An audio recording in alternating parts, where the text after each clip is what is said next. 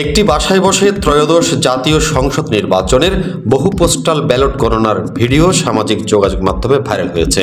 ইসিতে ব্যবস্থা চায় বিএনপি।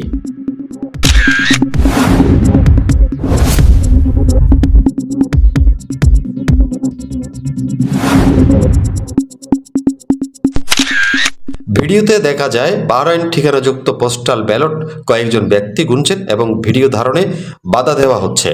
এই ঘটনায় মঙ্গলবার নির্বাচন কমিশনে আইনি ব্যবস্থা নেওয়ার দাবি জানিয়েছে বিএনপি। দলটি অভিযোগ করেছে একটি বিশেষ রাজনৈতিক দলের নেতারা এতে জড়িত। যাচাইয়ে জানা গেছে ভিডিওটি কৃত্রিম বুদ্ধিমত্তা বা এআই দিয়ে তৈরি নয়। এছাড়া 27 সেকেন্ডের আরেকটি ভিডিও ছড়িয়েছে, যা ওমানে জামায়াতের এক ব্যক্তির বাসার বলে দাবি করা হচ্ছে। ভিডিওতে চট্টগ্রাম 3 আসনের কথাও শোনা যায়।